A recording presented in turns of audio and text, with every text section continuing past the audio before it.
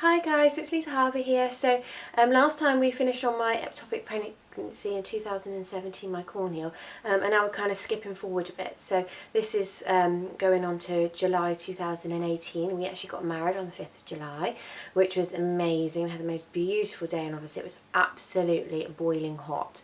So we had the perfect day, everything ran smoothly, and all our friends and family were there. It was just amazing, and I married my best friend, so it was incredible. And then we had a couple of days actually where we then got to sort of enjoy being together, and then we went on our honeymoon. Went on our honeymoon to Las Vegas and New York, and we had 10 days out there, which was amazing. It was so good. I've never been, so it's absolutely great. My husband's actually been to New York before, but never Las Vegas, so it was really exciting. We did some incredible things while we were out there, and then we kind of got back to normal, and it goes back to normal very quickly, I'm afraid. Then because we had decided before that we would sort of focus on the wedding and use condoms and protection and things like that, we did that up until the wedding day. And then when we got sort of as of the wedding day, we didn't bother. And then we got back into normality, and I was starting to have very similar symptoms to my previous pregnancy: sore boobs, getting up to go to the toilet in the night, and kind of thought, well, am I pregnant? Am I not? And when you kind of get it in your head, you can't get it out. So when I took a pregnancy test, it actually came back negative. So I thought, oh, okay, fair enough, that's fine. We were sort of not trying, but not consciously trying either. So we're just sort of letting nature happen, really. And then I was due on sort of a couple of days later towards the weekend, and nothing happened. And by this time, from my previous ectopic, it takes your body about 3 or 4 months to get back into normality. By this time I was really regular, so I knew to the day when I was actually due on. And a couple of days went by and nothing happened. I thought, well, this is a bit strange. And then another day, and then you think, oh God, there's something not right. So I just took a pregnancy test again. My boobs were still sore, and I was going to the toilet in the night, and it actually came back positive. And when you read on the packet, it does actually say to take a pregnancy test, you need to take it the day after your missed period, so the day you're due on that, the day after that, which I didn't really realise. So we were kind of very excited, but also again a bit sort of apprehensive and nervous about what had happened last time. And we kind of put the last one down to the coil, so we got more excited this time. So we went to the doctors and booked an appointment with them. And she said because of the ectopic last time that we'd have to have an early scan. So she arranged that for around 6 weeks, and she worked out that we were actually about 2 to 3 weeks. And we would have been due actually April 2019. So yeah, so we kind of got all excited, and about a week and a half, 2 weeks later, we went to this appointment, to this ultrasound at 6 weeks. And we kind of knew straight away something wasn't right, and we went in with one lady who did the ultrasound, and then spoke to another nurse after, who basically said to us that they could see a sac but they couldn't see a baby, but the sac was bigger than it should be for 6 weeks. So we were sort of a bit, okay, we didn't really know what to sort of make of that. So she said the best thing to do is take your blood, see where you're at with your pregnancy hormone level, the HCG, and sort of go from there. So we were kind of okay, so we waited for the blood test to be done, had that done, and went home. And she said that she would actually call us the next day to tell us the results, and then they would make a plan going forward. Didn't actually question it at the time, and I wish I had done, looking back on it now, because if I had known what I know the next day would happen, I would have definitely pushed to have an internal scan, because actually when we had our first ectopic, any concerns they sort of had our bloods checked, we had an internal ultrasound done as well, and we never had any of this done. On the second one, they just sort of sent us home. So I went home sort of a bit disheartened and kind of all over the place again, because we were really worried that something else was going to happen, and our sort of the stage we were at were going to be kind of shattered again. So we went home, had dinner obviously, and sort of relaxed for the evening, went to bed. And actually during the night I had a few hot sweats, and that was kind of bizarre, but put it down to me being boiling hot. And then woke up in the morning, I think it was around 7 or 8 o'clock actually, and I just thought I was going to throw up. So I literally ran to the bathroom. My stomach was really crampy as well. more so a bit like when I miscarried last time. So I straight away thought I was going to miscarry. So sat on the toilet, had a bit of an upset stomach, thought I was going to throw up, didn't actually throw up, and then kind of actually collapsed on the bathroom floor because I was in so much pain.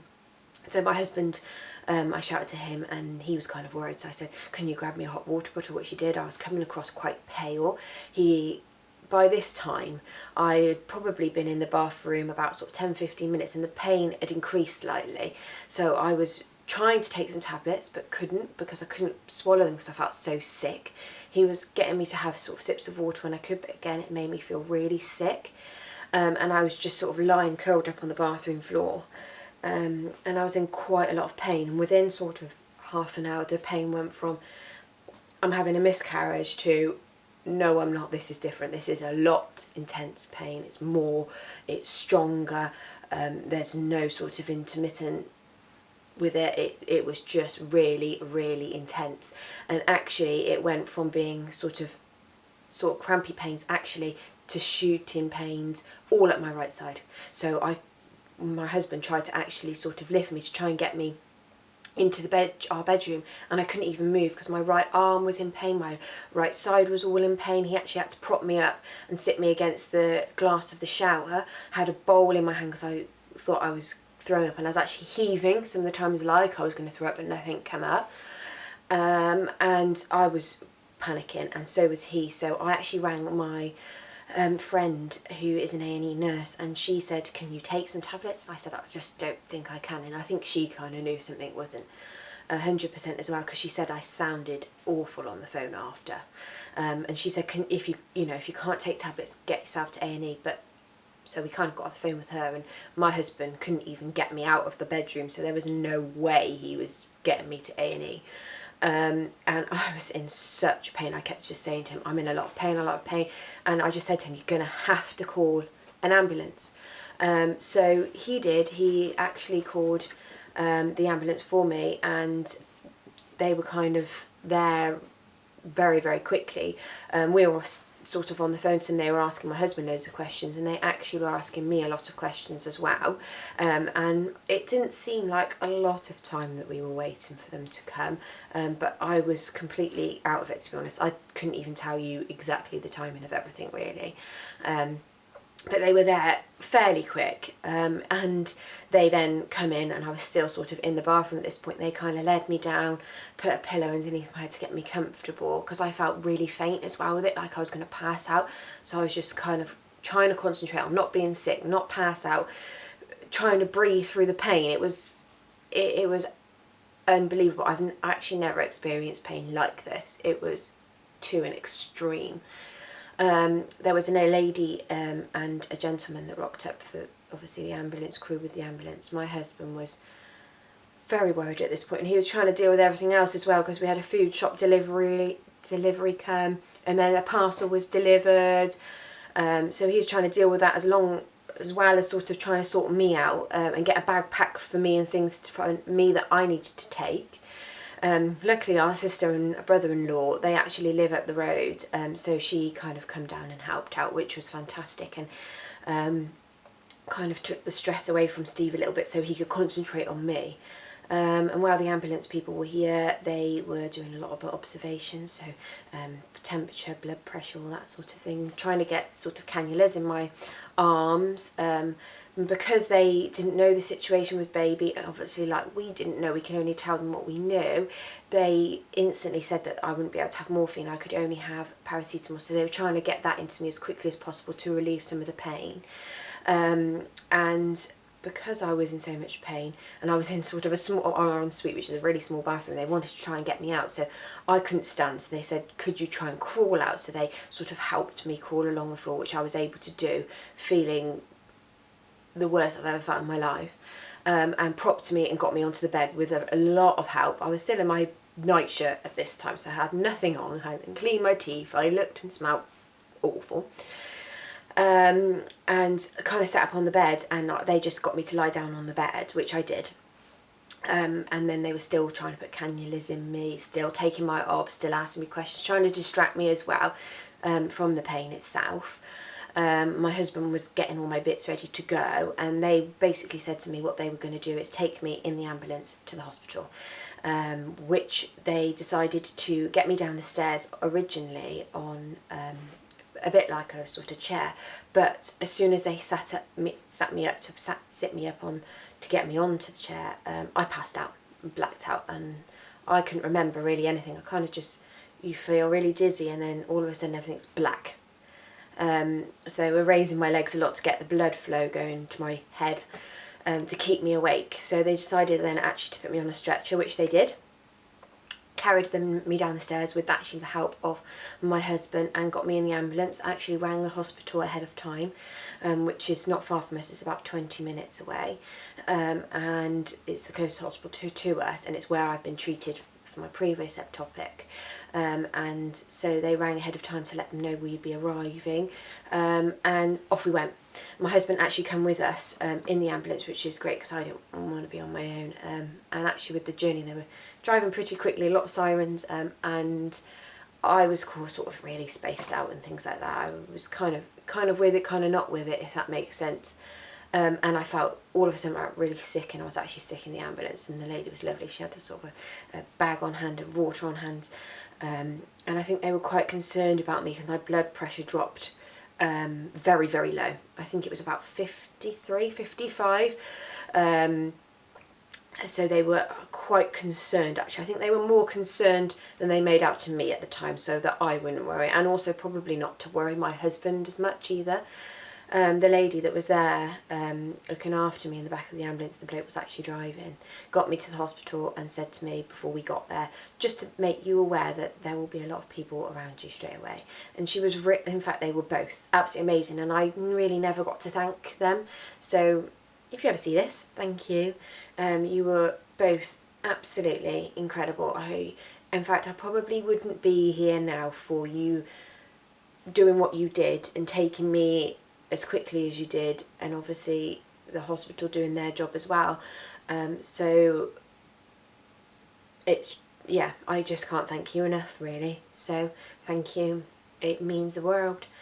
Anyway, so they took me actually into hospital, and a lot of people were around me, so I had ultrasound done, I had blood tests done, morphine was put in me straight away, my clothes were taken off of me, and I was put into a gown. I actually had the consultant speak to me, and the consultant was the same consultant that we actually spoke to last time, and I told him that actually, and he instantly knew me because corneal ectopics are quite sort of rare, so they usually only treat one in every 5 years, so they kind of remember who those people are. So he instantly remembered, and he was lovely. He said to us basically he thought that I had an ectopic pregnancy again, and it had ruptured, so I was possibly bleeding internally. But he obviously couldn't confirm that, so he said to me, what we're going to do is take you into surgery, and we'll either do keyhole, but if necessary we might need to actually cut you open, but we'll do our best to do keyhole. He said obviously depending on if you've lost any blood, you might have to have a blood transfusion, and how severe the situation is they didn't know, so it was a possibility that I would actually also have to have hysterectomy if worst case scenario really, which at that time I was kind of like, you just need to do whatever you can to sort of keep me alive. So I kind of signed my life away with, I could barely hold the pen to be honest to sign my life away, and actually was doing my obviously new signature at the time because we'd only been married a couple of weeks, so I was trying to focus on doing that, which was really difficult, and signed my life away. And my husband was there. The sort of ambulance people had disappeared and passed over all the information they did at the time. I could tell my husband was worried, and I really didn't want to leave him really, but he said they had to sort of say our goodbyes, so I said my goodbye, and they said that they would take me straight through and he would see me after. So I was taken through, gave him sort of kisses and cuddles, as much as I could anyway, and then I was taken through to a room before I went to the surgery room, and all I remember is a lady holding my hand, and she was kind of stroking the back of my hand, and it kind of eased you because I'd never had an operation before, so this was all new to me and very, very scary. Obviously still in excruciating pain. Although I'd had the morphine, it was still painful. Even to sort of lie flat, you were uncomfortable. And so, yeah, so she was kind of stroking my hand, and then the consultant basically said to me, or the doctor that did the anaesthetic said, you're basically going to go to sleep now, and you're going to have a nice long nap, and we're going to do the operation for you. So what we're going to get you to do is try and keep your eyes open for as long as possible, for literally till you can't keep them open anymore, which is what they did. And literally it just goes a bit like that and you're gone. You literally try and keep your eyes open, but it's really, really hard, and then you fall asleep, and that was it. That's all I remember then. And then I was taken through for obviously the operation. So I'm going to kind of leave it there now, guys, and then on my next video I'm going to go through obviously my recovery, physically, mentally, my husband's mental recovery, and that will kind of bring us through then right through our second ectopic pregnancy. I really hope this helps, and I really appreciate everyone for sharing, liking the videos and sharing our story, because I'm doing it to help others, to make others aware, and also to sort of reassure you that if you have any sort of concerns when you're pregnant, to go and see your doctor. Because when I found I was pregnant in the August, July, when we got back off our honeymoon, I had obviously cramping and things like that, but when I sort of read about it and was told, everyone said it was kind of a normal thing because your baby's sort of stretching you, so it can feel normal. So I didn't think anything of it, but it actually, if I'd gone and got it checked out, I might not have ruptured, which actually it did happen. I did actually rupture, the ectopic did rupture. So and I probably would have avoided having to go through emergency surgery. I would have probably found another alternative. So I really just want to make people, you know, if they have any concerns, just go and get it checked out. It's not worth even thinking, oh, I'm not going to bother, it'll be fine. But yeah, so I'm going to leave you, and I'll speak to you all soon, and thank you very much again for watching. Bye guys.